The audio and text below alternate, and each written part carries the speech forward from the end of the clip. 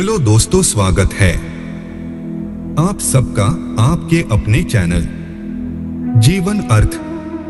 और आज की वीडियो का विषय है श्रीमद् भगवद गीता 14वां अध्याय गुणत्रय विभाग योग और 14वें अध्याय का महात्म्य।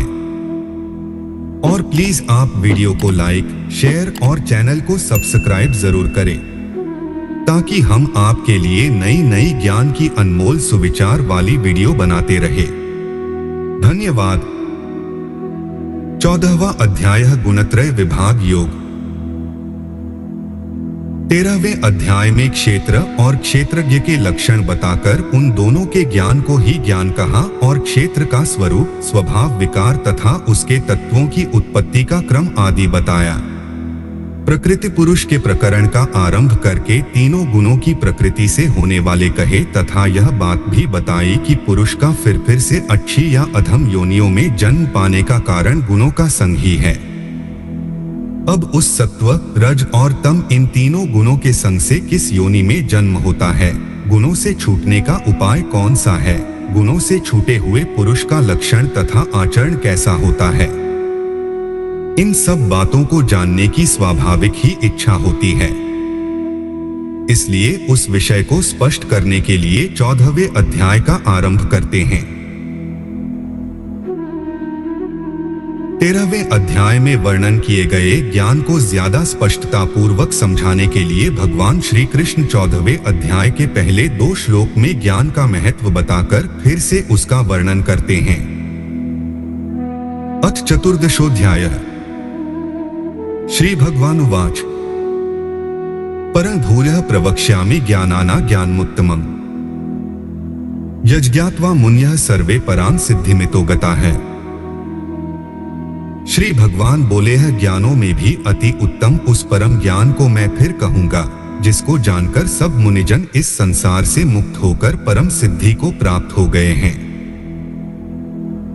इदं ज्ञानमुपाश्रित्य मम साधर्म्यमागता है सर्पी नोपजायन्ते प्रलये न व्यथन्ति च।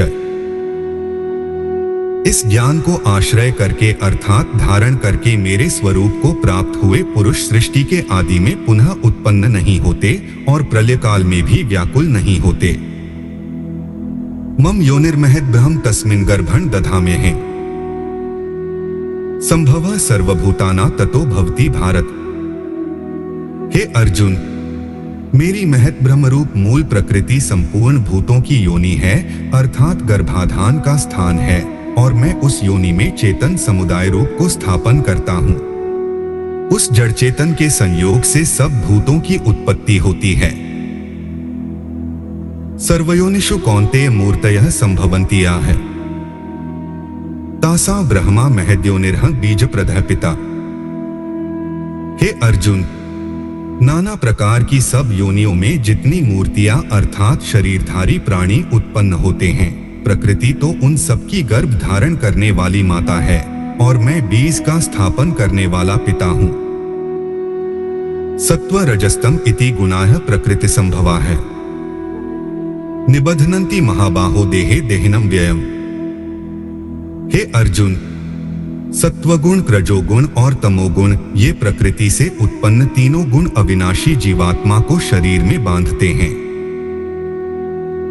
तत्र सत्व निर्मलत्वात् प्रकाशकम नाम्यम् सुख संगेन बध्नाति ज्ञान संगेन चानघ।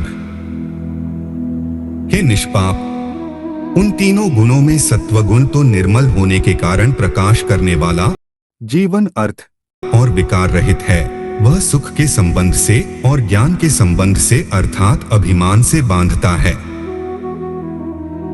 रजो रागात्मकं विद्धि तृष्णासंग समुद्भवम् तन्निबध्नाति कौन्तेय कर्मसंगेन देहिनम् तमस्त्व ज्ञानजं विद्धि मोहन सर्वदेहिना प्रमादालस्य निद्राभिस्तन्निबध्नाति भारत।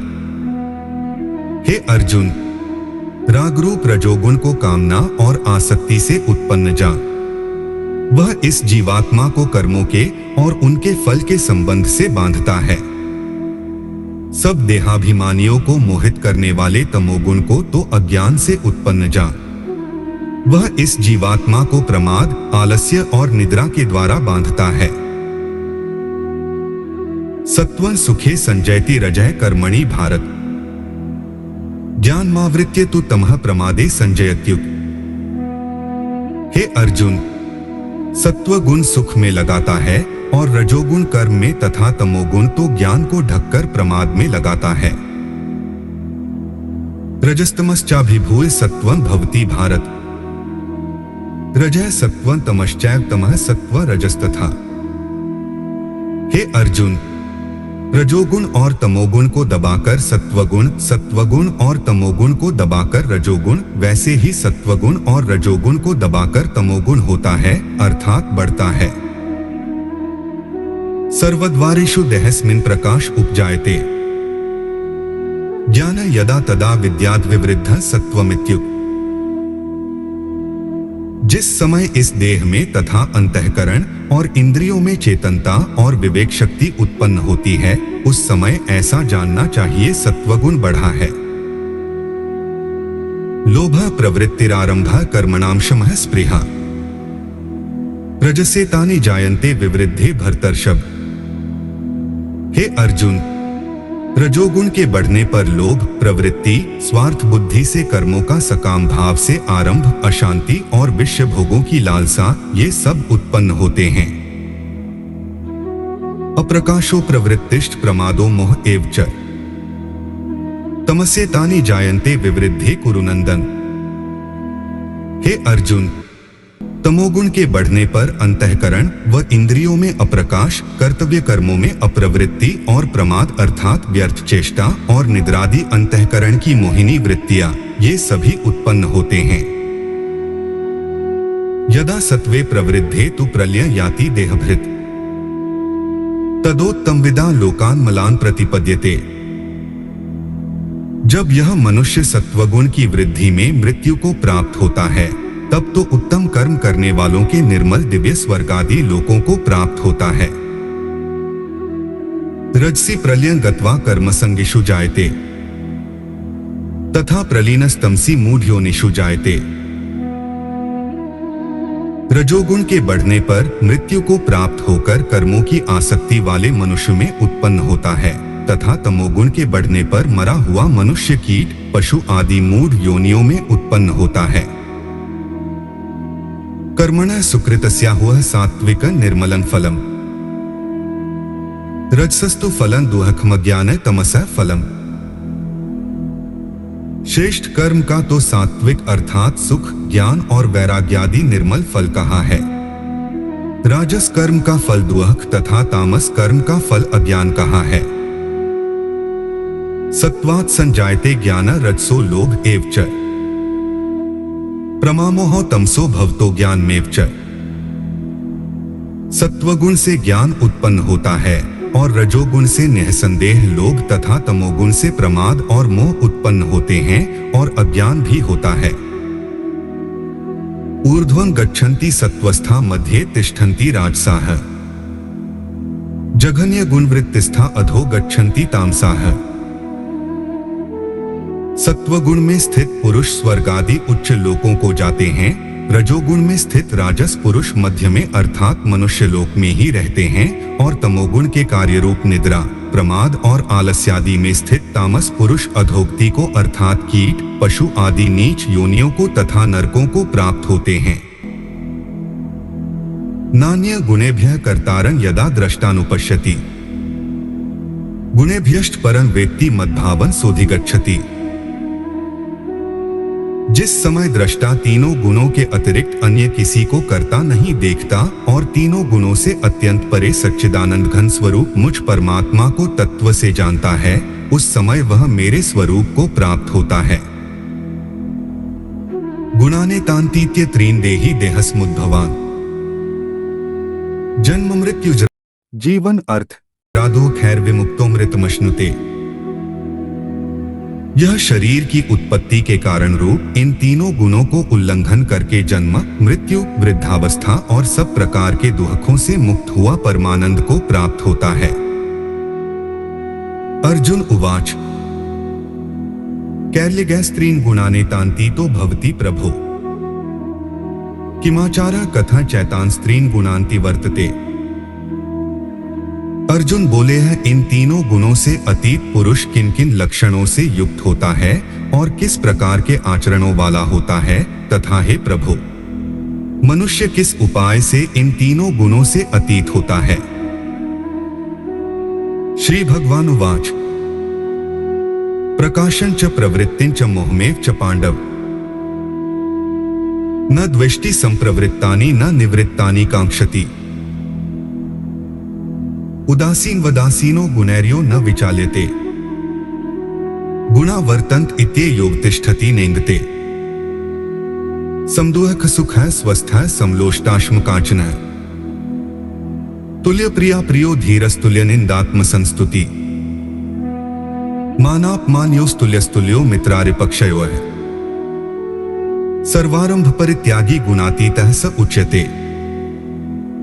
श्री भगवान बोले हैं, हे अर्जुन, जो पुरुष सत्वगुण के कार्य रूप प्रकाश को और रजोगुण के कार्य रूप प्रवृत्ति को तथा तमोगुण के कार्य रूप मोह को भी न तो प्रवृत्त होने पर उनसे द्वेष करता है और न निवृत्त होने पर उनकी आकांक्षा करता है, जो साक्षी के सदृश स्थित हुआ गुणों के द्वारा विचलित नहीं किया जा सकता और गुण ही गुणों में बरतते हैं, ऐसा समझता हुआ जो सच्चिदानंद घन परमात्मा में एक ही भाव से स्थित रहता है और उस स्थिति से कभी विचलित नहीं होता, जो निरंतर आत्मभाव में स्थित दुख सुख को समान समझने वाला, मिट्टी पत्थर और स्वर्ण में समान भाव वाला, ज्ञानी प्रिय तथा अप्रिय को एक सा मानने वाला और अपनी निंदा स्तुति में भी समान भाव वाला है, जो मान और अपमान में सम है, मित्र और वैरी के पक्ष में भी सम है तथा संपूर्ण आरंभों में कर्तापन के अभिमान से रहित है, वह पुरुष गुणातीत कहा जाता है।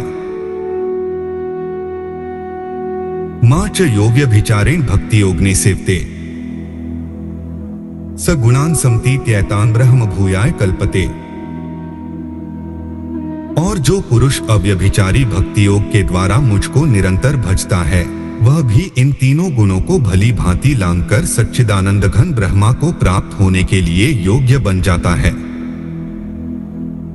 ब्राह्मणो हि प्रतिष्ठाहममृतस्याव्ययस्य च, शाश्वतस्य च धर्मस्य सुखस्य एकांतिकस्य च। क्योंकि उस अविनाशी परब्रह्म का और अमृत का तथा नित्य धर्म का और अखंड एकरस आनंद का आश्रय मैं हूं। 14वें अध्याय का महात्म्य। श्री महादेव जी कहते हैं, पार्वती, अब मैं भवबंधन से छुटकारा पाने के साधनभूत 14वें अध्याय का महात्म्य बतलाता हूं, तुम ध्यान देकर सुनो। सिंहल द्वीप में विक्रम बैताल नामक एक राजा थे, जो सिंह के समान पराक्रमी और कलाओं के भंडार थे। एक दिन वे शिकार खेलने के लिए उत्सुक होकर राजकुमारों सहित 2 कुतियों को साथ लिए वन में गए। वहां पहुंचने पर उन्होंने तीव्र गति से भागते हुए खरगोश के पीछे अपनी कुतिया छोड़ दी। उस समय सब प्राणियों के देखते देखते खरगोश इस प्रकार भागने लगा मानो कहीं उड़ गया है। दौड़ते दौड़ते बहुत थक जाने के कारण वह एक बड़ी खंदक गहरे गड्ढे में गिर पड़ा। गिरने पर भी कुतिया के हाथ नहीं आया और उस स्थान पर जा पहुंचा जहां का वातावरण बहुत ही शांत था। वहां हरिण निर्भय होकर सब और वृक्षों की छाया में बैठे रहते थे। बंदर भी अपने आप टूटकर गिरे हुए नारियल के फलों और पके हुए आमों से पूर्ण तृप्त रहते थे। वहां सिंह हाथी के बच्चों के साथ खेलते और सांप निडर होकर मोर की पांखों में घुस जाते थे। उस स्थान पर एक आश्रम के भीतर वत्स नामक मुनि रहते थे, जो जितेंद्रिय और शांत भाव से निरंतर गीता के 14वें अध्याय का पाठ किया करते थे। आश्रम के पास ही वत्स मुनि के किसी शिष्य ने अपना पैर धोया था। ये भी 14वें अध्याय का पाठ करने वाले थे। उसके जल से वहां की मिट्टी गीली हो गई थी। खरगोश का जीवन कुछ शेष था। वह हांफता हुआ आकर उसी कीचड़ में गिर पड़ा। उसके स्पर्श मात्र से ही खरगोश दिव्य विमान पर बैठकर स्वर्गलोक को चला गया। फिर कुतिया भी उसका पीछा करती हुई आई। वहां उसके शरीर में भी कीचड़ के कुछ छींटे लग गए। फिर भूख प्यास की पीड़ा से रहित हो कुतिया का रूप त्याग कर उसने दिव्यांगना का रमणीय रूप धारण कर लिया तथा गंधर्वों से सुशोभित दिव्य विमान पर आरूढ़ हो वह भी जीवन अर्थ स्वर्गलोक को चली गई। यह देखकर मुनि के मेधावी शिष्य स्वकंधर हंसने लगे। उन दोनों के पूर्वजन्म के वैर का कारण सोचकर उन्हें बड़ा विस्मय हुआ था। उस समय राजा के नेत्र भी आश्चर्य से चकित हो उठे। उन्होंने बड़ी भक्ति के साथ प्रणाम करके पूछा है, विप्रवर, नीच योनि में पड़े हुए दोनों प्राणी कुतिया और खरगोश ज्ञानहीन होते हुए भी जो स्वर्ग में चले गए, इसका क्या कारण है? इसकी कथा सुनाइए। शिष्य ने कहा है, भोपाल, इस वन में वत्स नामक ब्राह्मण रहते हैं। वे बड़े जितेंद्रिय महात्मा हैं। गीता के 14वें अध्याय का सदा जप किया करते हैं। मैं उन्हीं का शिष्य हूं। मैंने भी ब्रह्म विद्या में विशेषज्ञता प्राप्त की है। गुरुजी की ही भांति मैं भी 14वें अध्याय का प्रतिदिन जप करता हूं। मेरे पैर धोने के जल में लूटने के कारण यह खरगोश कुतिया के साथ स्वर्गलोक को प्राप्त हुआ है। अब मैं अपने हंसने का कारण बताता हूं। महाराष्ट्र में प्रत्युदक नामक महान नगर है। वहां केशव नामक एक ब्राह्मण रहता था जो कपटी मनुष्यों में अग्रगण्य था। उसकी स्त्री का नाम विलोभना था। वह स्वच्छंद विहार करने वाली थी। इससे क्रोध में आकर जन्म भर के वैर को याद करके ब्राह्मण ने अपनी स्त्री का वध कर डाला और उसी पाप से उसको खरगोश की योनि में जन्म मिला। ब्राह्मणी भी अपने पाप के कारण कुतिया हुई। श्री महादेव जी कहते हैं, यह सारी कथा सुनकर श्रद्धालु राजा ने गीता के 14वें अध्याय का पाठ आरंभ कर दिया। उससे उन्हें परमति की प्राप्ति हुई। तत्सदिति श्रीमद्भगवद्गीतासु उपनिषत्सु ब्रह्म विद्याया योगशास्त्रे श्री कृष्णार्जुन संवादे गुणत्रय विभाग योगो नाम चतुर्दशोऽध्यायः। इस प्रकार उपनिषद, ब्रह्म विद्या तथा योग शास्त्र रूप श्रीमद्भगवद्गीता के श्री कृष्ण अर्जुन संवाद में गुणत्रय विभाग योग नामक 14वां अध्याय संपूर्ण हुआ। दोस्तों, वीडियो को लाइक, शेयर और चैनल को सब्सक्राइब जरूर करें। मिलते हैं जीवन अर्थ की नई वीडियो के साथ। धन्यवाद। जीवन अर्थ आपको विश्व स्तर से संग्रहित ज्ञान की अनमोल सुविचार जानकारी हिंदी में प्रदान करता है। इन सुविचारों से हम इंसान में सोचने के नजरिए और जीवन जीने के ढंग में सुधार लाने का प्रयास कर रहे हैं। महत्वपूर्ण, हमारे वीडियो उपयोगी जानकारी प्रदान कराते हैं। ये सलाह का विकल्प नहीं है। किसी भी परिस्थिति में निर्णय लेते समय हमेशा कृपया अपने विवेक से काम लेना चाहिए। धन्यवाद।